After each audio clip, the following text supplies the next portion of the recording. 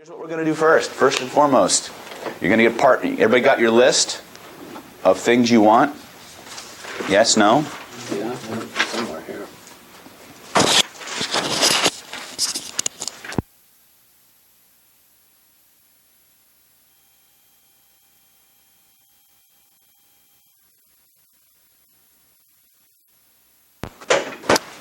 Explanation of a technique. I'm not going to demo it because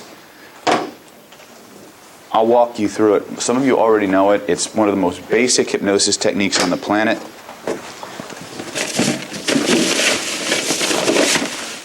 Of course, it would help if I actually had the markers to write with. I know they're in here somewhere. All right.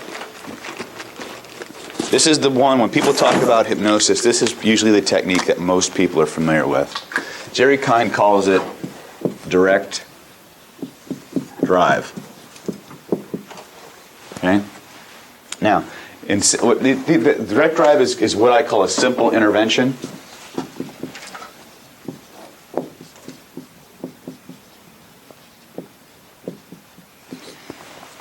What does this mean? It's a direct suggestion technique.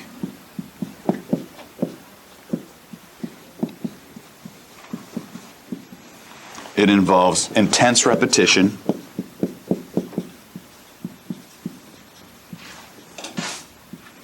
And more intense repetition.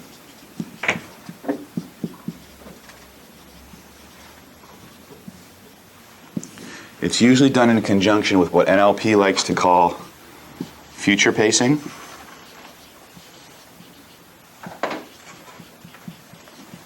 Better way to say it, I like Dick Sutphin's version better, mental movie.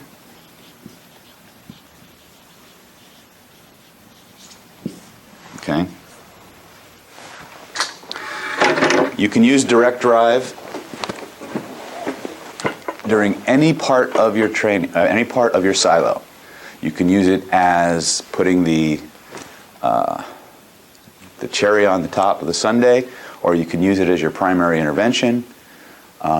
It's really good for just slamming direct instructions into the unconscious mind. Basically what it involves is you decide what suggestions you want to implant, and you repeat. When I do it, I'd use a minimum of 20 repetitions per suggestion, and I'll use anywhere from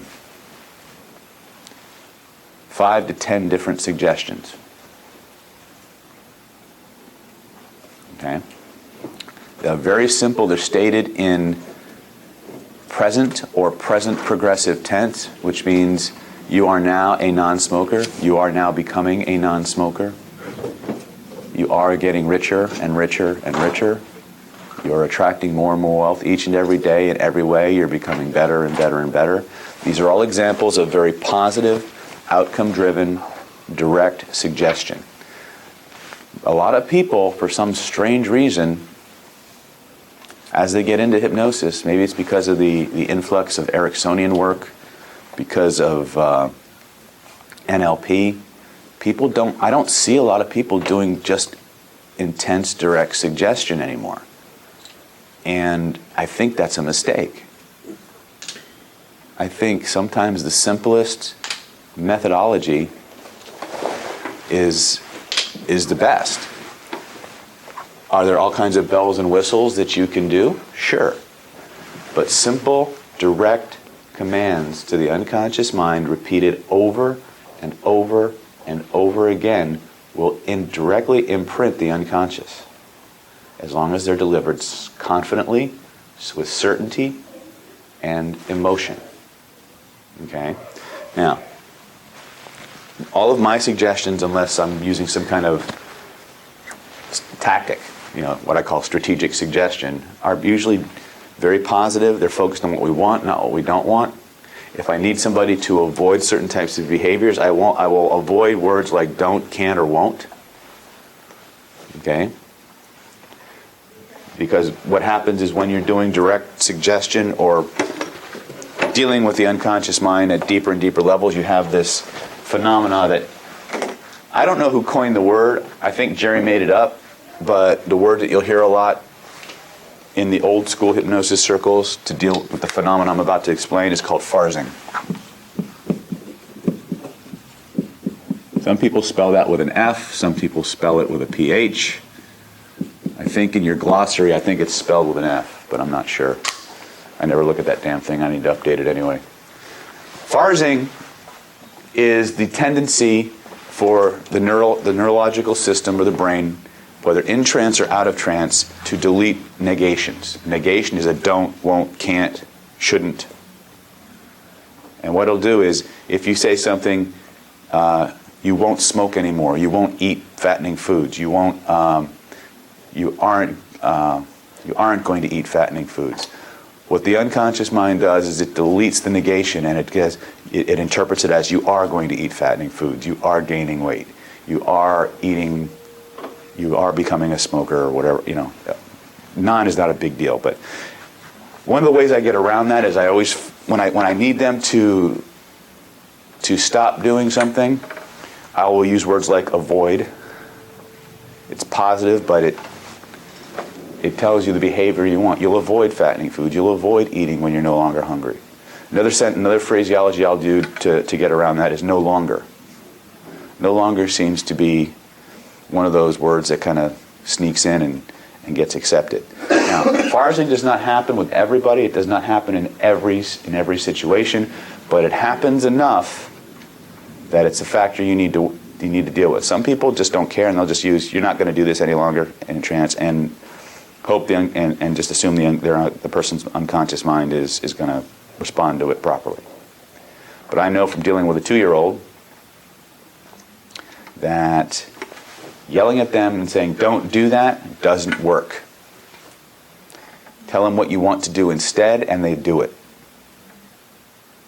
Okay, I'm seeing it. I've had 2.5 years of it now. Okay, so the more cognitively developed you are, I think the more it will work. You can use negations and get away with it. But this phenomena happens enough that we need to be aware of it. And it's actually very, very useful if you understand it. Don't think of all the ways that you can be using this stuff out in the street. Right? In order for you to actually process a negation, you actually have to do the opposite first and then try to white it out. Which means in your mind you've already done it. Right? Some people use that concept rather inelegantly and kind of flag themselves as being manipulative.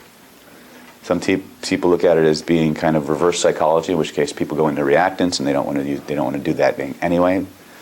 But the bottom line is when you're doing suggestion, by the way, when you create direct suggestion, use your adverb adjective presuppositions, use your spatials. It's going to add extra impetus and extra layers of irresistibility to the suggestion. Because if you can't resist it when you're, quote, awake, you sure as hell ain't going to resist it when you're in trance already. Okay? So you're naturally becoming a non-smoker. Intuitively, you avoid fattening foods. You're automatically becoming aware of when you're really full. Logically, you're following all the right steps that intuitively allow you to find those hidden financial opportunities, and you take advantage of them. See how they create very powerful, they appear to be softer. And the softness is where the magic is. Even though they're direct suggestion, it softens it and it actually decreases the reactance of being directly told to do something. Okay? Remember, if we feel the push, we push back. Even if we know what's coming to us is for our own best good. Does that make sense? We resist push. So, when you do this, where I normally do this is after I've done my primary intervention, although it can be the primary intervention. If someone's coming to you if they're 20 pounds or less overweight, and it's just behaviors, the first thing you want to do is you always want to screen for, is this a lifestyle thing, or is there something deeper? If there's something deeper, there'll almost always be more than 20 pounds.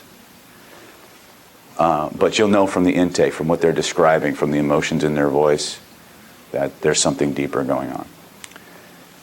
If not, you have them create how much they want to weigh. You have them create a mental movie or multiple mental movies of what that's going to look like, feel like, sound like, smell like when they're at their ideal size and body shape.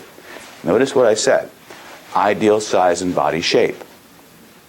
For some reason, when you say that, I'm coming to believe that the word weight and fat are painted words. Nobody says that. They only use that term painted word in regards to pain control. But I have a feeling that lose weight or are painted words as well. And so when I deal with people really don't care how much they weigh as long as they look good. Think about that. If you were the size and shape you wanted to be, would you care if you weighed 300 pounds? If you looked in the mirror and liked what you saw, the clothes fit the way you wanted to, would it really matter what the scale said? 300 pounds would be extreme, but 150 or 170 wouldn't matter. What I'm saying is, if you had the body size and shape that you wanted, if you could see yourself in that way, would it really matter what the scale said? So let's go to the issue. It's not the weight. It's the aesthetics. Right? So if that's really what they want, let's give that to them instead. So when I talk to people, it says you'll naturally find yourself attaining your ideal size and body shape. Every day in every way, you'll find yourself, your clothes fitting differently. You'll find yourself avoiding the foods that may take you away from that goal and moving towards the things you really want. Every day in every way, you're attaining your ideal size and body shape. Every day in every way, you're attaining your ideal size and body shape.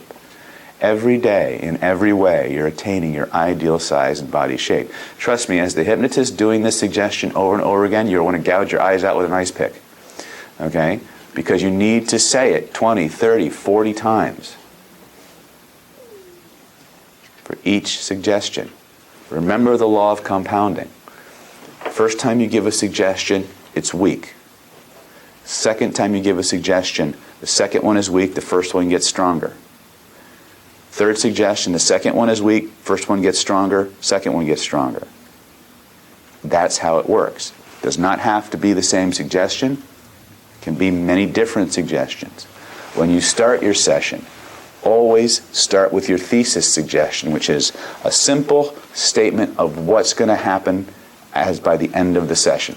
By the time this session is up, by the time you've completed this session, you're going to be absolutely amazed at how quickly and easily you discover you're attaining your ideal size and body shape. You're going to feel fantastic. You're going to be confident. You're going to find yourself avoiding fattening foods and only drinking tons and tons of crystal clear water that make you feel good about yourself. Right? These simple, direct, this is what's going to happen. And then you go into your stuff. Now, everything that comes after it reinforces that initial statement or set of statements, because that's how the law of compounding works. Now, as you go through that process, can you repeat it? Can you reiterate it? Can you come back to it and touch on it? Absolutely. But it's direct suggestion. There's no there is linguistic trickery in the term, or I would say linguistic wizardry and artistry, in that you're using your hypnotic language patterns, but we're not going through a lot of, point to it, take it out, spin it, look at it, put it back in. We're not doing that, although we could.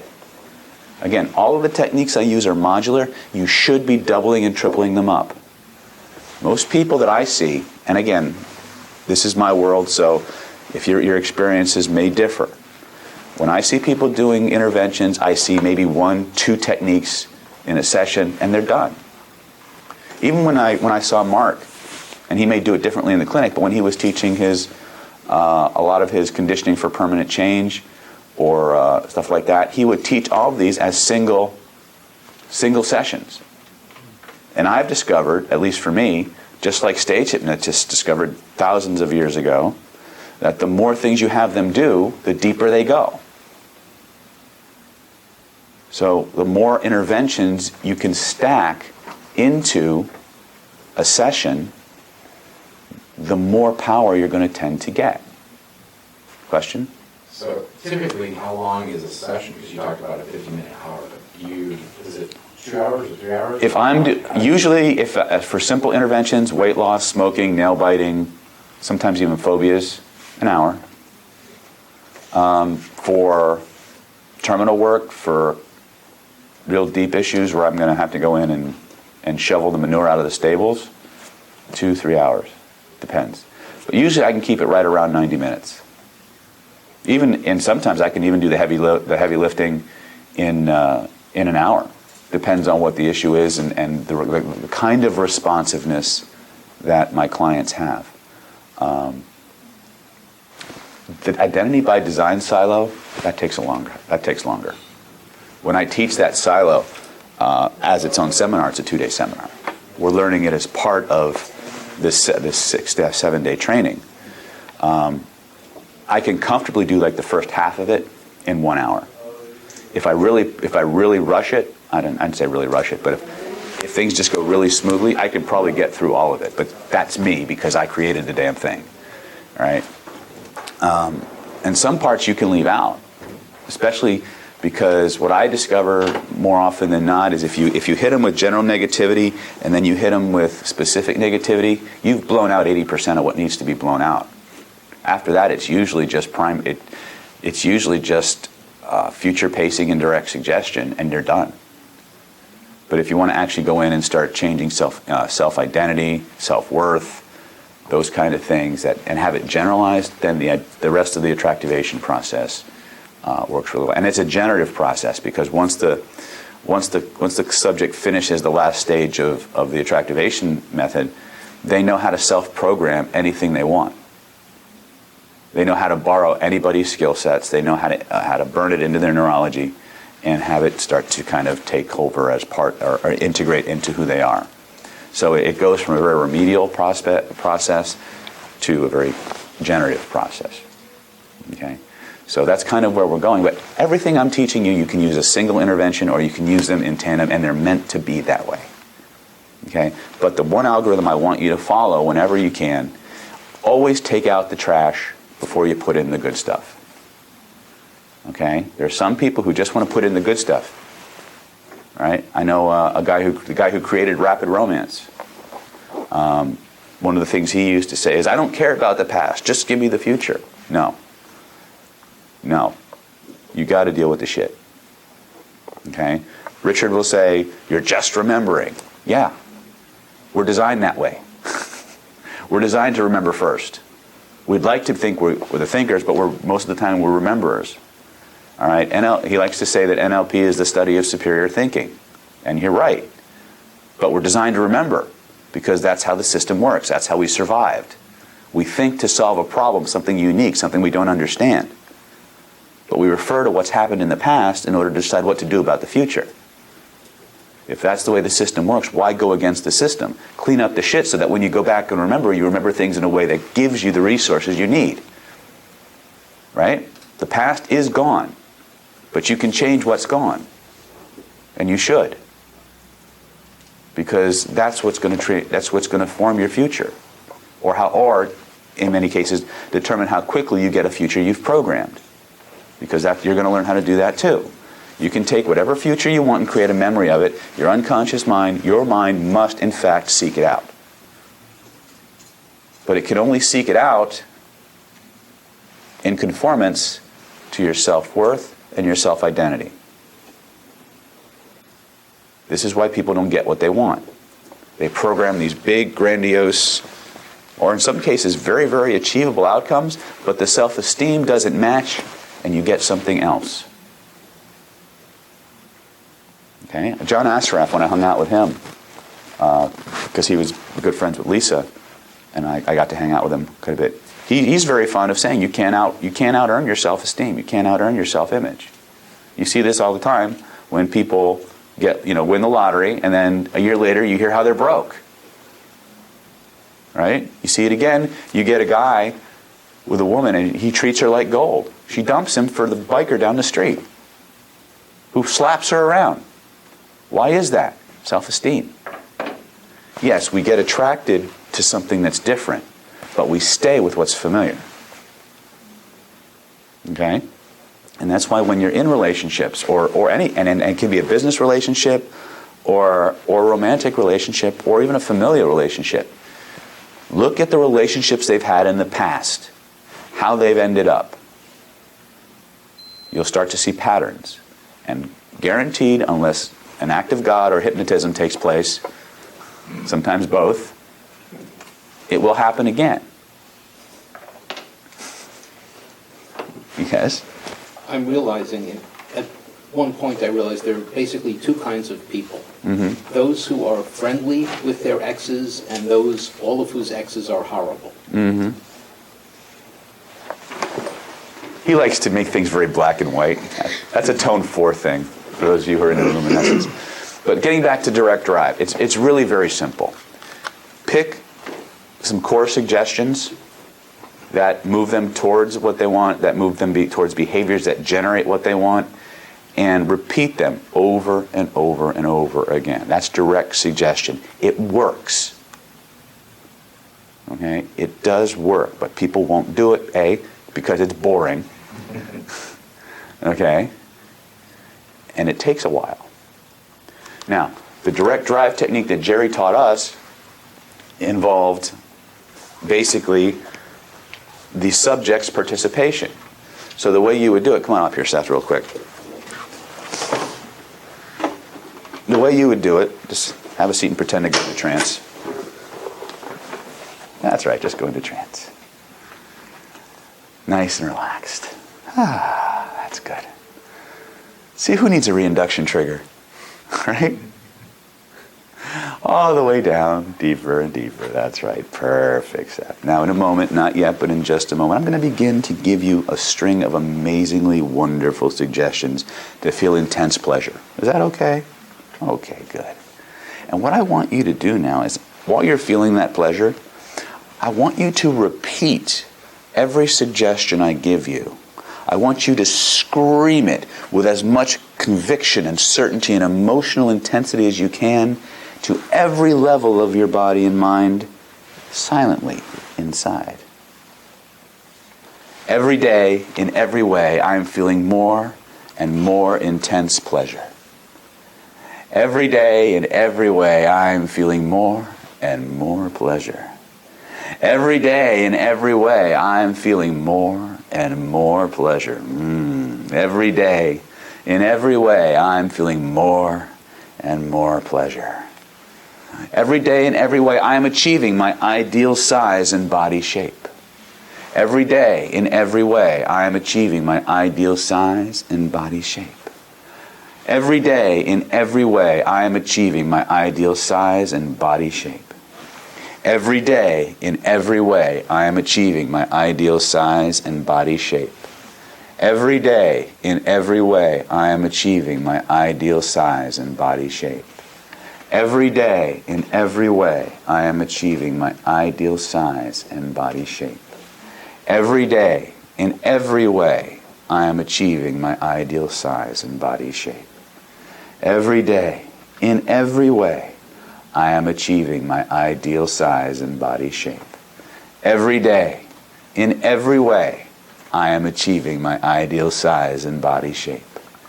Every day, in every way, I am achieving my ideal size and body shape. Every day, in every way, I am achieving my ideal size and body shape. Every day, in every way, I am achieving my ideal size and body shape. Every day, in every way, I am achieving my ideal size and body shape. Every day, in every way, I am achieving my ideal size and body shape. Every day, in every way, I am achieving my ideal size and body shape. Every day, in every way, I am achieving my ideal size and body shape. Every day, in every way, I am achieving my ideal size and body shape. Every day, in every way, I am achieving my ideal size and body shape. That's right, Seth. Every day, in every way, you are achieving your ideal size and body shape. And now your unconscious mind begins to work with your conscious mind to systematically, easily, effortlessly, logically, and intuitively begin to select the foods and the activities that naturally lead for you to achieve your ideal size and body shape.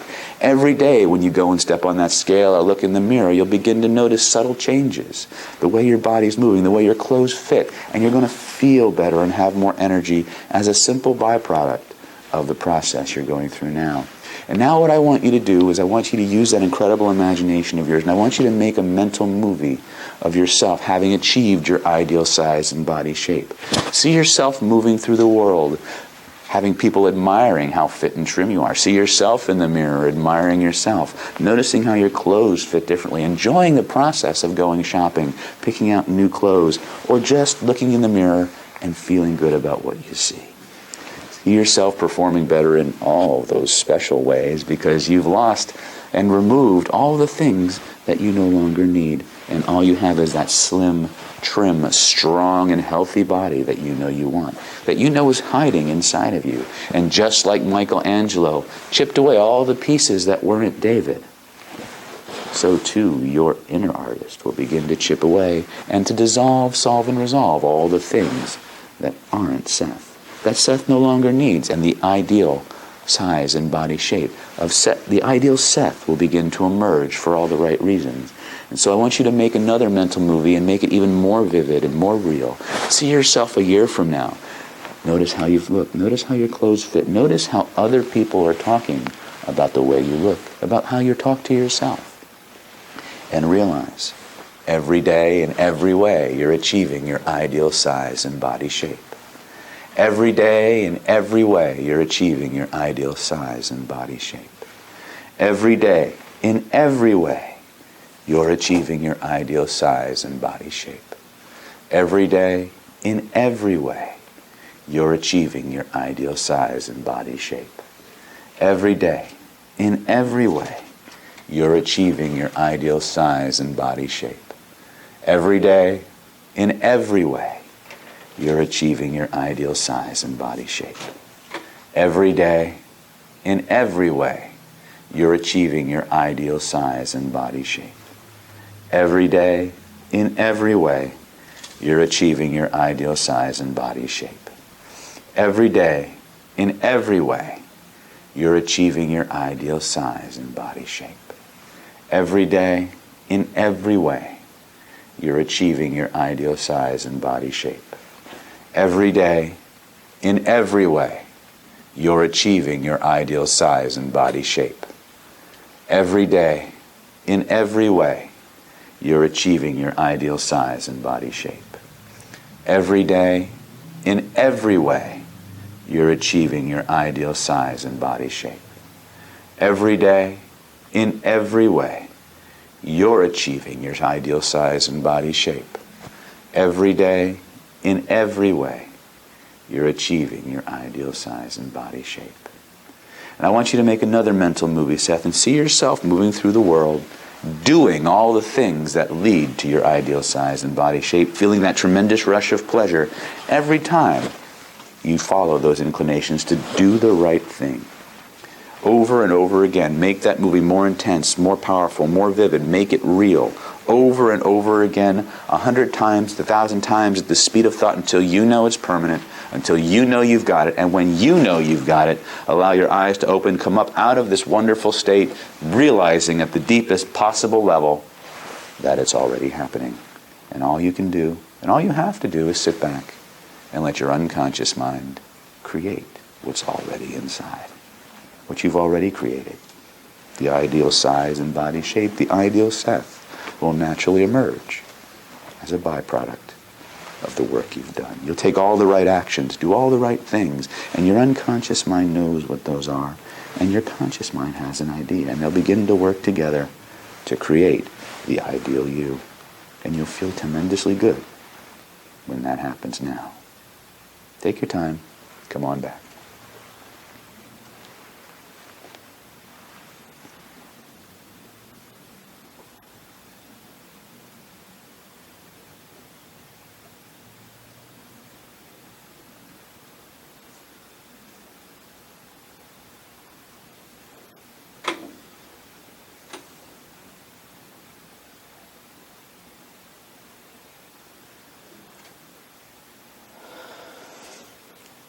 Welcome back. Simple, direct drive. Right? Yeah. What was that like? How much do you actually remember? You answered one question I had, which was if the wording should remain the same or vary slightly. Mm-hmm. Good. Good, but that wasn't what I asked. Well, that's what I remember. That's what you remember. Exactly. And, every day, in every way, I am achieving my ideal size and body shape. Good. Excellent. Now, give a big round of applause. People say that in trance, you may have spontaneous amnesia.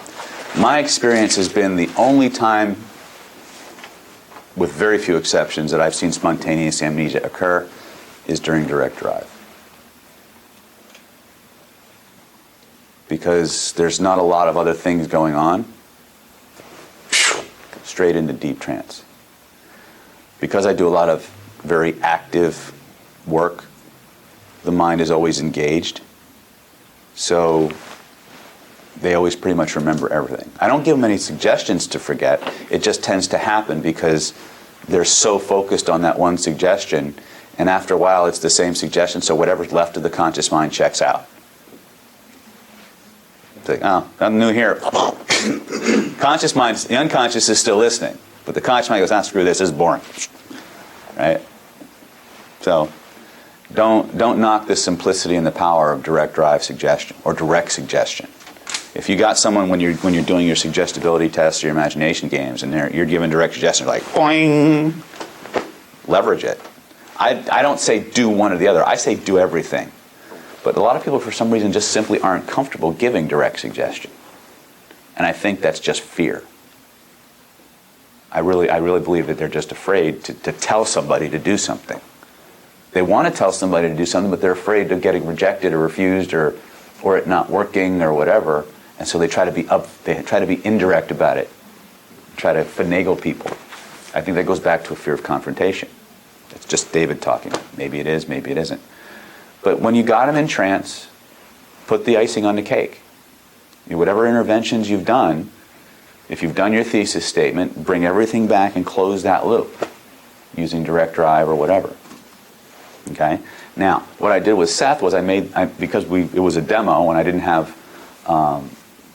do a lot of different things. What we would want to do in a weight loss patient, or strategically in a weight loss patient, is we would want to give direct suggestion for eating less, create mental movies of them maybe eating half the food and feeling tremendously full, feeling happy, satisfied, so satisfied they couldn't possibly eat another bite, and see them pushing the food away and feeling tremendous rush of pleasure when they do that. Because remember, behavior that gets rewarded gets repeated, right? So you would first tell them what they're going to do. Every time you approach the dinner table and you sit down, the minute you sit down, the minute you see that food, you're going to feel amazingly hungry. And you're going to take that first bite of food, and it's going to taste better than it's ever tasted before. It's going to be so satisfying. And you're going to continue to eat by the time, and each bite satisfies you more than the bite before. So much so that by the time you reach half the food on your plate, you're so full, you're so satisfied, you couldn't possibly add one more bite and increase this sense of fullness. And when you know that's true, you're going to push that dish away, and you're going to feel this tremendous feeling of pleasure and satisfaction. And then you have them create the mental movie of them doing that and feeling that over and over and over and over again. And then you program to drink lots and lots of water. Same way. You're going to find out that as time goes on, you're going to develop this amazing passion and desire for the taste of crisp, clear, clean water. And what Jerry would do, Jerry's the master of this shit. He would have like a pitcher of water, or a pitcher and a cup of water, or 2 cups of water right next to his chair. And so what he would do is, as he's talking about that, smacking his lips and that thirst, he would talking about that desire for water. And you start to see the patient go, right? And you just link good feelings and satisfaction to the nothing satisfies you like clean, clear water. Not you no longer you don't drink anything but water, right? You tell them what you want. You tell them what to avoid. You tell them how to feel when they do it, because it's about the feelings. We don't think about that. All most hypnotists like to do is they program the behaviors, but not the reward. And when you do this, you're going to feel tremendously powerful, tremendously confident, tremendously satisfied. Because you know, deep inside, you're getting better. Deep inside, you're becoming the person you've always wanted to be. And that feels good to do that, doesn't it? Right? Okay? The reward is the feeling. The dopamine rush. Right? I'm just thinking that many years ago, I successfully lost a lot of weight by a sort of similar route, which was I'd sit down at the table, I would take one bite, chew it well, swallow, ask my stomach if I was still hungry. Cool. As soon as my stomach said, no, you're not still hungry, good, this meal is over. Cool. And I was eating like 2 ounces of hamburger for lunch. Wow. That's pretty good. Were you satisfied? Yeah, because my stomach said, I'm not hungry anymore. Just do that again. Done. Usually when we continue to eat, it's not physical hunger, it's emotional hunger. Yeah. And the thing we need to understand is that I really learned this well when I was doing the HCG protocol. Your hypothalamus is the bridge between your emotional hungers and your physical hungers, or your physical drives. And so what happens is people who have problems with weight, it's either body armor or sexual frustration. That was discovered by an MD in the 1950s. A lot of his patients were having sexual issues, but it wasn't a question of a molestation issue or something. They weren't getting enough. Plain and simple. And the majority of the patients were women. Okay? Women need orgasm, women need sexual activity that actually has a climax to it. Okay? But here's the underlying principle. I call it the substitution principle. You have a set of drives that you're hardwired to seek out and satisfy. When a drive is thwarted, you get frustrated. And you seek something to, if you can't get the actual thing you're looking for, you look for a substitute. Usually, that substitute is food. Why?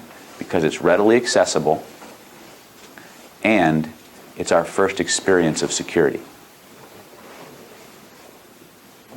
Food is not security, but we've come to associate them with security because the first thing that happened to us whenever we cried as a baby is Mom shoved a nipple in our mouth. Okay? When we were bad or feeling sad, Mom probably gave us a cookie. All right? Food is security for most people. And if you think about it as food is security, doesn't the body armor thing start to make a little bit more sense too? From a different perspective? Can you explain the body armor? Yeah. A lot of times when somebody receives inappropriate sexual attention, and it can be male or female. By the way, I read a really startling statistic the other day. Do you know that the largest majority of rape victims in the United States now are male? It's shocking. I found it on Facebook. I'll see if I can find it. I'll send it to you. Little boys.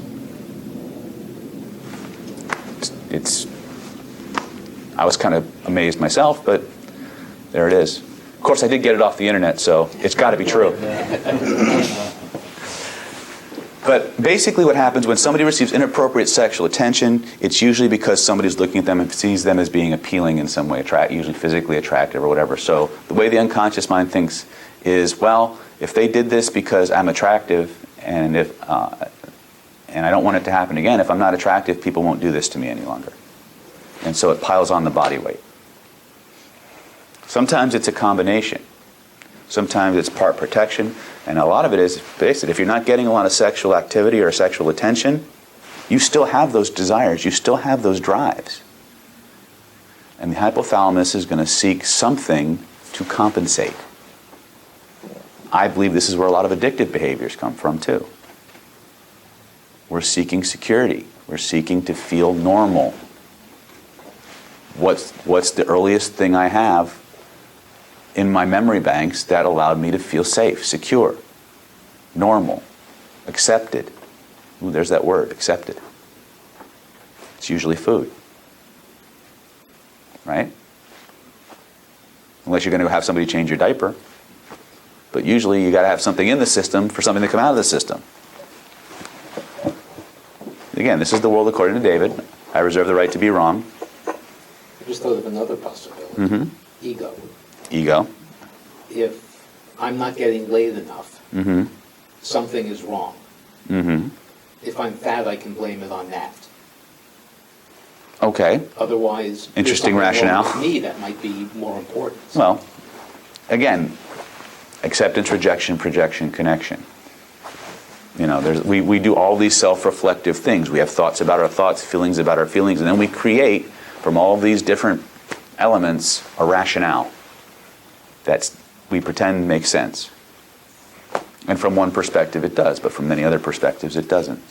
Bottom line is, the hypothalamus, the bridge between your emotional drives and your primal drives, will seek substitution. Period, end of story.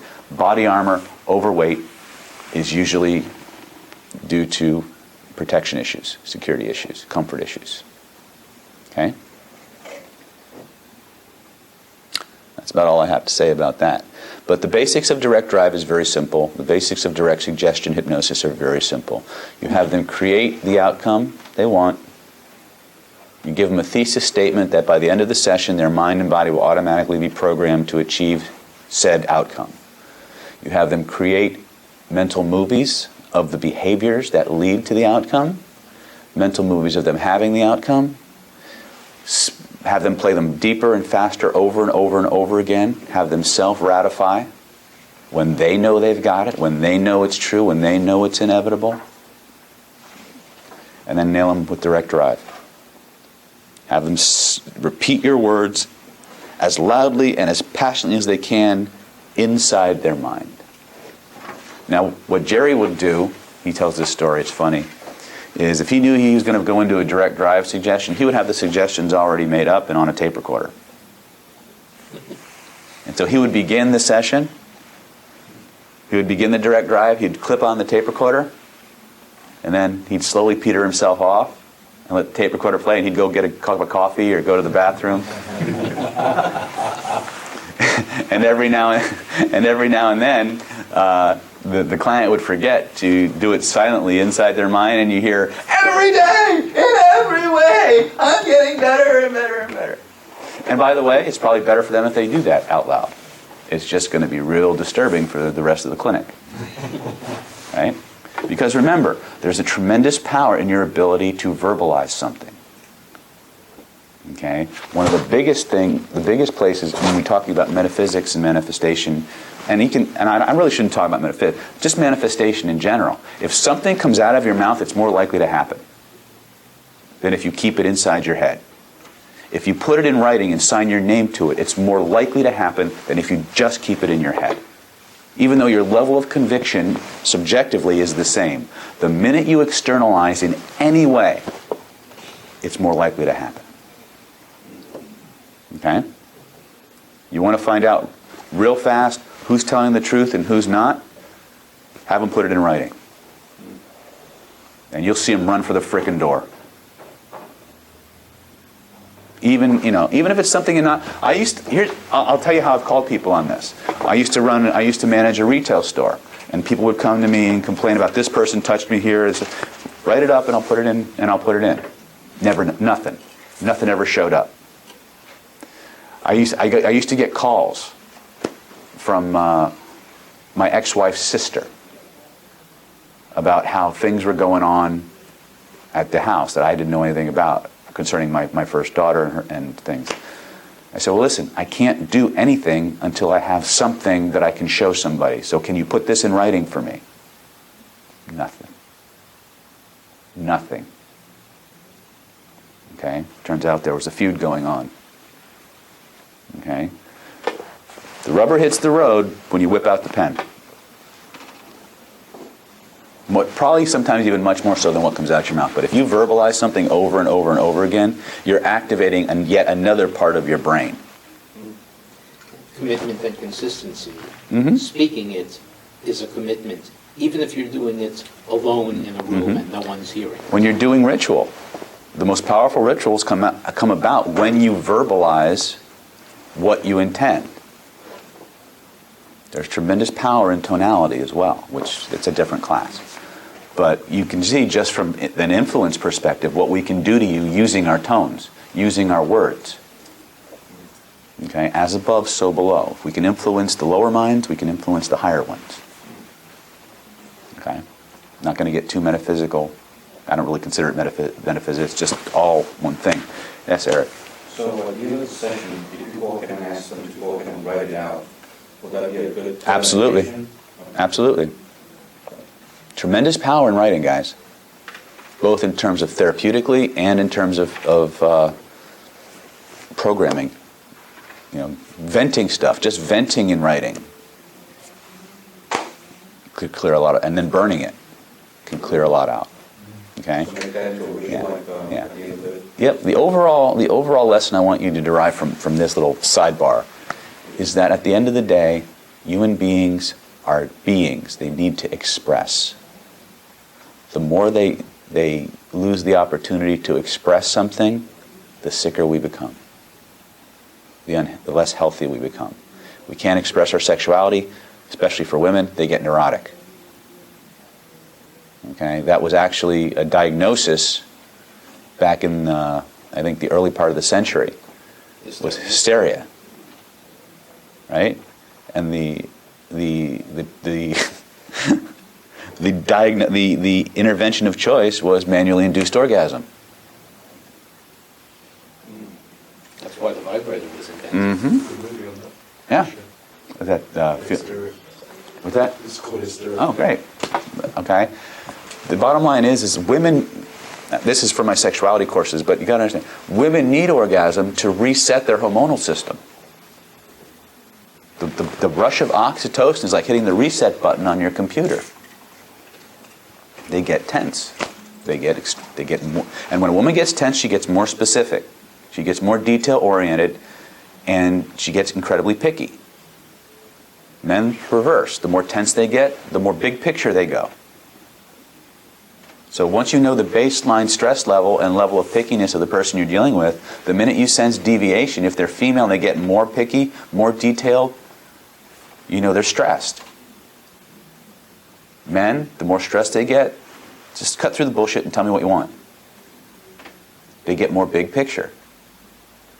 What do you think is going to happen when dad comes home from the office stressed out and mom's home stressed out from dealing with work and the kids?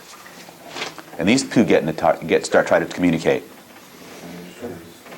Right? But this is not about culture. This is neurological. This is how we respond. It's from a book called Brain Rules by John Medina. If you haven't picked it up, it's probably worth reading.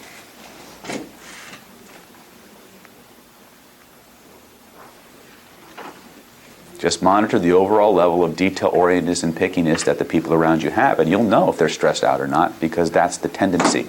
It's gender-based. Okay? Yes? Say that author's name again, please. John Medina. Thank you. I'm sorry, is it neuro what? Well, you talk about brain rules? Yeah. Yeah, it's neurological. The book is called Brain Rules.